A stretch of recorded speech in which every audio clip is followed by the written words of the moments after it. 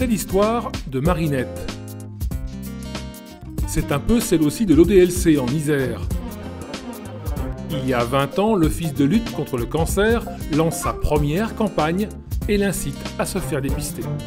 La première fois quand j'ai reçu les documents, j'étais un petit peu étonnée. Je les ai lus, relus et finalement je suis allée faire tous ces examens, c'est-à-dire mammographie, frottis et l'hémocu qu'on fait à la maison. À cette époque, rien d'anormal, mais 10 ans plus tard, une anomalie est détectée. Aujourd'hui, tout va bien, mais quand elle en parle à son médecin, elle sait qu'elle revient de loin. Eh bien, je pense que de faire ce dépistage, c'est important finalement, hein, parce que regardez, moi avec mes antécédents, grâce à un dépistage, on a pu voir que j'avais un frottis qui était pas très net, où il y avait des anomalies.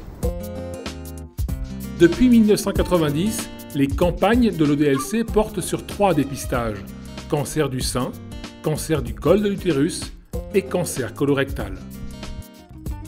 L'ODLC envoie à tous les Isérois et Iséroises qui sont concernés en fonction de leur âge un courrier leur permettant de faire les examens de dépistage. Ces courriers sont personnalisés parce que nous travaillons avec les fichiers de l'assurance maladie et ils contiennent la marche à suivre et les étiquettes de gratuité. C'est grâce à ces courriers à présenter que les examens sont pris en charge par l'assurance maladie à 100%. Au cœur de l'action, un mot-clé, la prévention par dépistage. C'est le centre des discussions de ce conseil scientifique qui se réunit 3 fois par an. On avait déjà commencé à parler du problème des conisations, donc c'est vrai que c'est quelque chose dont on aimerait discuter avec toi. Est-ce que tu as l'impression que récemment, les conisations que tu vois sont peut-être effectivement d'un stade un peu plus important et donc j'aimerais avoir ton avis là-dessus. Ce qui est très important, c'est de concevoir la prévention comme une science fondamentale de la médecine. La prévention, c'est tout. Il n'y a pas d'isolement en médecine. Quand un médecin reçoit un patient, et en l'occurrence, ce sont des femmes et des hommes qui ne sont pas malades dans la prévention, il faut qu'il ait l'esprit ouvert et bien évidemment les connaissances, puisqu'on ne trouve que ce que l'on cherche. L'ODLC propose donc 3 dépistages. Pour la prévention du cancer du sein, son point fort, c'est la double lecture. Ici, à l'ODLC, dans la salle des mammoscopes, des radiologues experts relisent les clichés des Iséroises ayant choisi de bénéficier du programme. Ce double contrôle permet d'être encore plus efficace. Si vous voulez, le fait qu'un deuxième lecteur demande un complément sur une première lecture faite par un autre radiologue ne remet pas en cause la qualité du premier radiologue. Simplement, en deuxième lecture, on est dans des conditions un petit peu particulières. D'abord, on est seul, sans téléphone, isolé, dans le noir, on ne fait que ça, donc on est beaucoup plus concentré. Tous les ans, 35 000 mammographies sont étudiées et 30 cas de cancer sont dépistés en seconde lecture. Deuxième cancer dépisté, celui du col de l'utérus. L'ODLC invite les femmes, dès 25 ans, sans suivi gynécologique depuis plus de 3 ans, à aller se faire dépister. En matière de frottis, dans le protocole actuel, il permet de toucher des patientes qui ne viendraient pas. Donc en fait, ce n'est pas tellement la population que voient les gynécologues médicaux, puisque nous, par définition, ce sont des patientes qui viennent nous voir volontairement et qui se font suivre de toute façon. Mais je pense que l'ODLC va permettre de toucher des populations qui sont en fait les plus à risque et qui ne viennent pas voir le médecin. L'Isère est un des premiers départements en France pour ce suivi. Donc c'est la preuve qu'effectivement nos invitations vers les femmes fonctionnent bien. Troisième cancer, le cancer colorectal. Depuis 20 ans, l'ODLC propose le dépistage aux femmes. Pour les hommes, l'action est plus récente. Elle a été lancée il y a 10 ans. Le fait qu'on se soit habitué pour les femmes, en fait, ça facilite un petit peu l'abord pour le dépistage du cancer des intestins pour les hommes.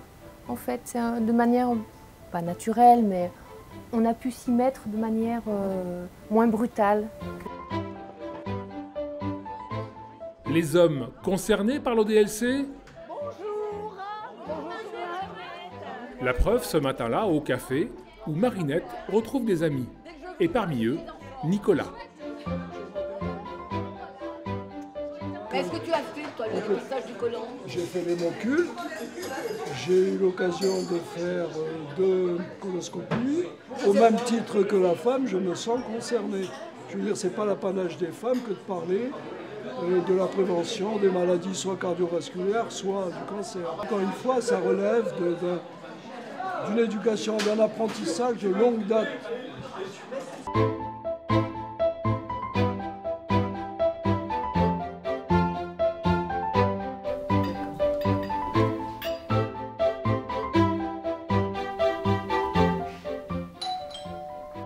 Un apprentissage que Marinette a transmis à ses petits-enfants. Bonjour mes puces, comment vous allez?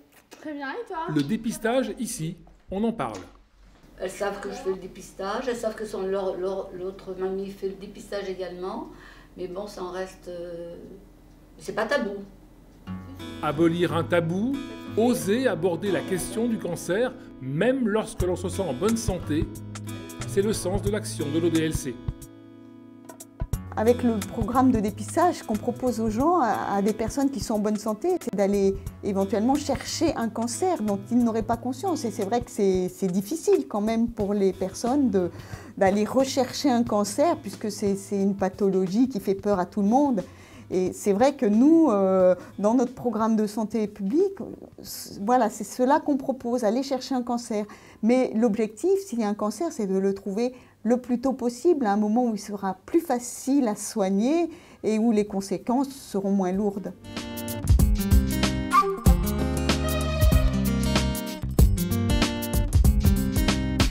Une amie qui me dit qu'elle ne fait aucun dépistage du cancer, je lui dis qu'elle a tort, qu'il faut qu'elle ait un suivi, que le cancer n'a pas d'âge.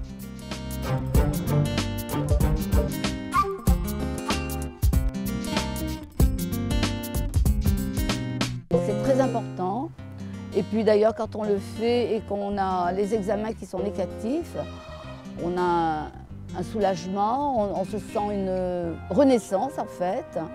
Et donc, c'est vrai qu'on se dit, ben, la vie est belle et on continue.